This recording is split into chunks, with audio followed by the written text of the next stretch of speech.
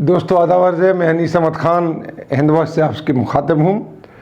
चीन की जो विदेश मंत्री हैं वांग यी द्वारा ईरान के को समर्थन दोहराने और मध्य पूर्व यानी मिडिल ईस्ट को में तनाव ख़त्म करने के लिए एक नया फोरम बनाने की बात से अमेरिका सख्ती में आ गया है। अमेरिका में एक घबराहट सी फैल गई कि चीन और ईरान एक साथ मिलकर एक नया फोरम बना रहे हैं। चीन के टैंगचोंग शहर में ईरान के विदेश मंत्री जवाद ज़रीफ से एक बैठक के बाद ये कहना कि अमेरिका की जो चिंताएं ज़्यादा बढ़ गई हैं। जवाद ज़रीफ ने ये कहा था कि हम लोग एक फोरम बना रहे हैं चीन के साथ मिलकर जो हम लोगों के आगे के कार्यक्रम तय करेगा, क्योंकि इस बैठक में चीन ने ईरान के परमाणु कार्यक्रम अपने समझौते को और मजबूत करने की बात कही है कि परमाणु कार्यक्रम में जिसके सबसे ज़्यादा एंटी अमेरिका है, उसने उसी के बाद बैन लगा रखा है ईरान के ऊपर, हर चीज़ के ऊपर। काफ़ी सालों से बैन चल रहा है, बहुत सख्त कर दिया उसने कि, और चीन ने कहा कि हम परमाणु कार्यक्रम में तुम्हारा साथ देंगे। चीन भी एक बहुत बड़ी ताकत हो गया है जिससे कि इस वक्त अमेरिका भी डर रहा है। अमेरिका की दादागिरी सब जगह चल रही है और ऐसे मौके पे इस तरीके की ईरान के साथ एग्रीमेंट होना, क्योंकि ईरान एक बहुत पावरफुल कंट्री है मिलिट्रीली, और हालांकि आणविक शक्ति नहीं है, एटॉमिक शक्ति नहीं है, लेकिन एटॉमिक पावर नहीं है, लेकिन एटॉमिक उसके पास सारी चीज़ें हैं कि जो एटम बम वगैरह बना सकता है। अगर देखा जाए तो पूरे मुस्लिम कंट्रीज में पाकिस्तान ही एक एटॉमिक पावर है जिसने एटम बम का विस्फोट करके भी देख लिया है, सारा कुछ देख लिया, पूरा इंफ्रास्ट्रक्चर उसके पास है। उसके अलावा लीबिया के पास तैयार हो रहा था, लीबिया के कर्नल गद्दाफी ने ही पाकिस्तान को मदद दी थी इस चीज़ में, तो उसको तहस नहस कर दिया गया है। अब ईरान को तहस नहस अमेरिका नहीं कर पा रहा है, उनके पास पूरा सिस्टम है लेकिन उन्होंने अभी एटॉमिक बम नहीं बनाया है, बाकी सारी चीज़ें एटॉमिक जो है उनके पास तैयार हैं। भाई अमेरिका ईरान के साथ हुए परमाणु समझौते से पीछे हटने की आलोचना कर रहा है। पिछले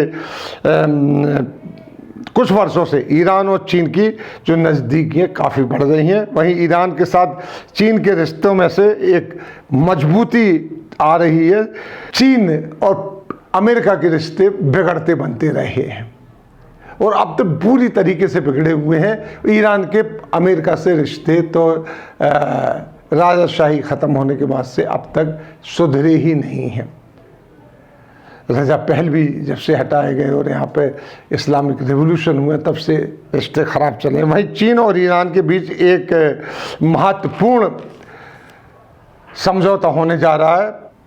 वहीं मिडिल ईस्ट में जो ईरान है वो अमेरिका का सबसे बड़ा दुश्मन है और चीन के साथ होने से अमेरिका को एक खतरा यहाँ से भी बढ़ रहा है।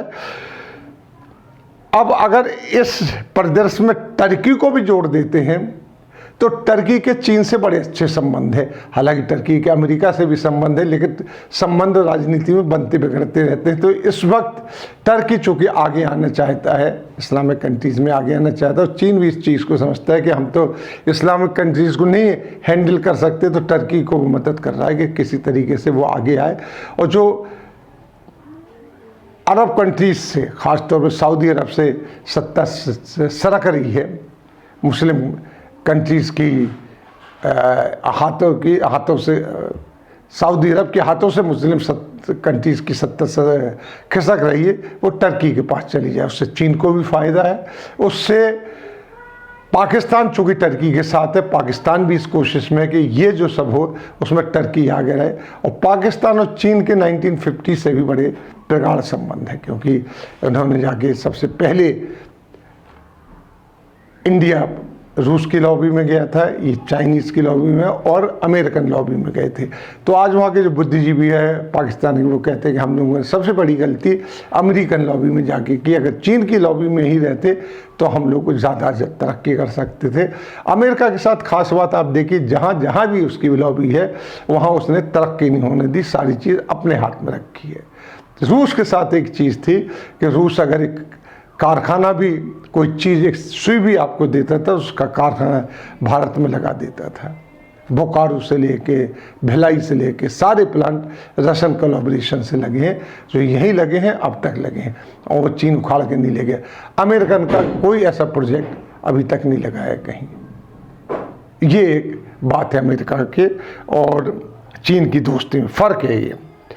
तो टर्की को भी चीन भी चाहता है कि टर्की इस तरीके से किसी तरीके से आए।